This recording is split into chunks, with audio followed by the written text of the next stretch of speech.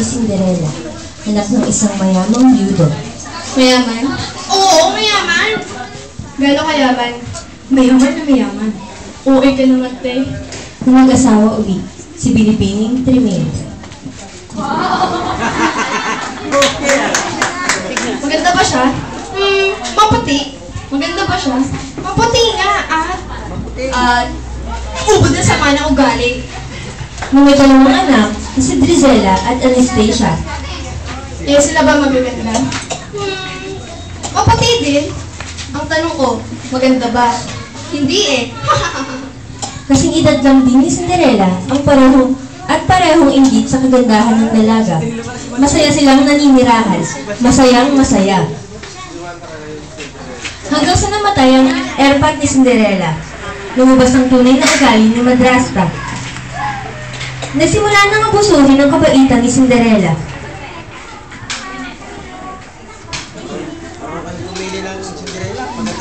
Linisin mo ang bahay, maghugas ka ng plato, magplansya ka ng damit at higit sa lahat, maglaba ka! Siya na ang gumawa ng gawaing bahay. Tinrato na siya bilang isang tunay na katulong. Ang sama-sama naman nila. Lumaki siyang kasama ang aso si Bruno at kabayong si Major. Major? Parang si Major lang Major lang? At mga ibon at daga. Magtungo naman tayo sa palasyo.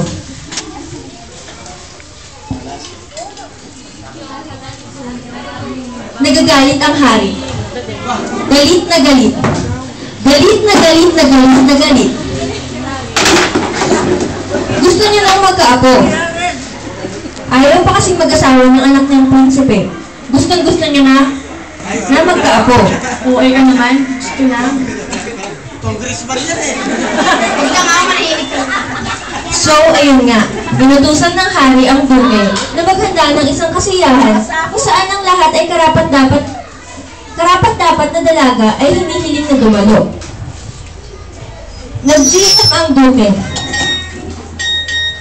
May nag-text! Ang sigaw ni Cinderella.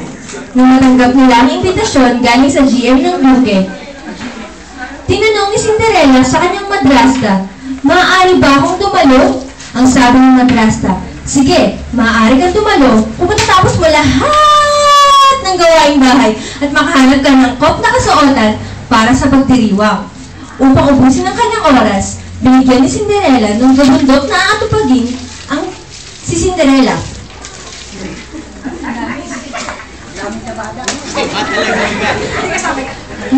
Ang dagang sina Gus at Jack ang gumawa ng paraan para sa gagamitin ang bubot na babagay sa dating lumang kasuotan ni ina ni Cinderella. Gaya ng ibang daga at mga ibon, sila ang nagayos upang magmukha ulit itong bago. Nang handa na si Cinderella papunta sa salo-salo,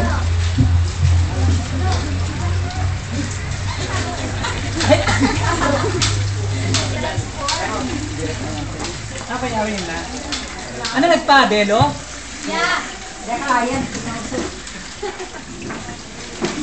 nang handa na si Cinderella papunta sa salo-salo, nakita ni Madrasta ang suot ng kwintas. Hinila niya ito, at ang dalawa na may pinagpupulit ang suot nitong damit. Tumakbo siya papunta sa hardin na umiiyak. Habang ang step family niya ay umalis at nagtungo sa salo-salo.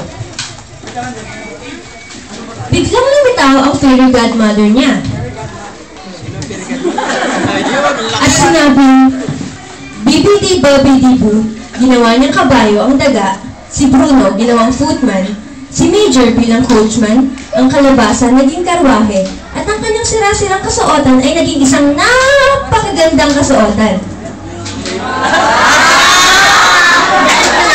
Umas na si Cinderella at nagtungo sa palasyo. Pagkatapos sabihin ni Fairy Godmother na kailangan niya bumalik oras na tumapak ang oras na 12:00. May paayong orasan? Ay nako, yung utak mo naka-standby na naman. Refresh ka natin. Sa palasyo, tinatanggihan ng prinsipe ang bawat babae hanggang sa makita niya si Cinderella.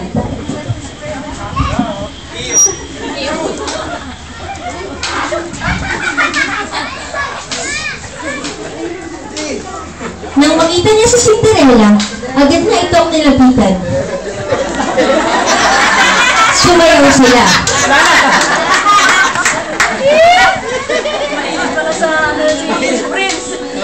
Sumayaw. Nang sumayaw. Nang sumayaw. Nang sumayaw. Sumayaw. Nang sumayaw. Sayaw pa ng sayaw. Paikot-ikot sila.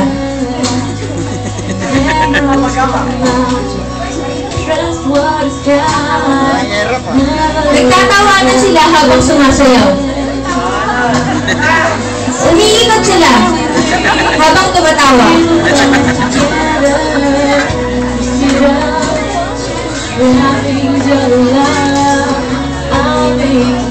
Nakisama na rin ang iba sa kanilang pagsasayaw.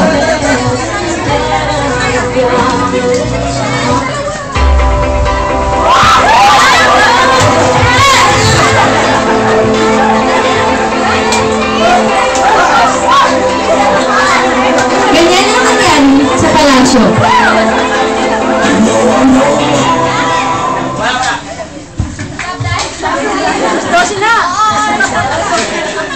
Hanggang sa dumating na ang oras. Saan siya galing?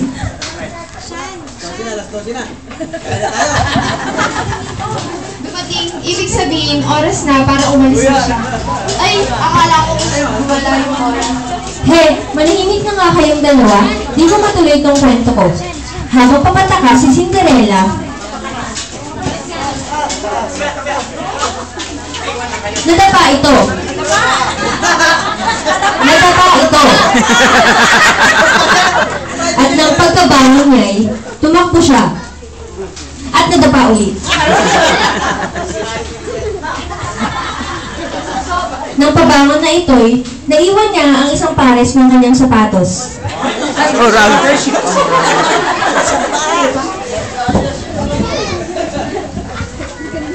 Susunod na umaga, nag-GM ulit ang buke. Mag-house to house ito. Anong pinibenta? Ano ka ba? Maniningil yun? Ayun na naman kayo. Mag-house to house ito para hanapin kung sino ang may-ari. At kanino magkakasya ang sapatos para mapakasalan na ng prinsipe.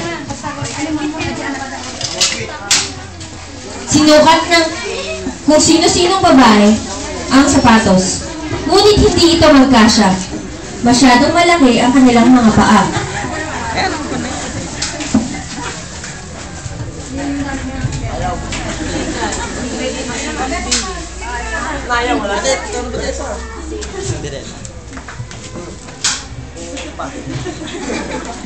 Nang matanggap ni Cinderella ang GM, naghanda sila para sa pagdating ng duke. Nawindang sila. Nagpanik. Nagpanik sila. Nagpanik na nagpanik. Hindi sila makahinga. Inhale, exhale, exhale, inhale, inhale, exhale. Hindi makahinga. Kumanta si Cinderella, kanta mula sa isang kantang sinayaw mula ng prinsipe. I'll be your crying shoulder. At napansin ito ng kanyang stepmother. Kinulong niya ito sa kwarto. Nang dumating na ang duke, nagpanik ulit sila. Nagpanik! Nagpanik! Habang ang dalawang magkapatid naman ay sinukat ang mamahaling sapatos. Pero sadyang malalaki rin ang kanilang paa, malatang hindi sa kanila ang tsinelas. Sapatos. Nang paalis na ang duke, sumigaw si Cinderella. Wey! Tinanong niya kung maaari ba niyang isukat ang sapatos. Alam na ng kanyang stepsisters na nasa kanya ang sapatos, kinuha nila ito sa duke. Naghabulan sila sa loob ng bahay. Nadapa ang duke. At nadapa rin si Anastasia. Hinagis Justicia ang sapatos kay Drizella. Saktong patakbo na ito ng madabading at papunta na kay Cinderella ang sapatos. Nilabas ni Cinderella ang kapares ng sapatos at napatunayan sa kanyang tsinelas. Chinelas? Nagpakasal na si Cinderella. Nagpakasal na si Cinderella at ang prinsipe. At sila'y namurman na magkasama, magpakulang na.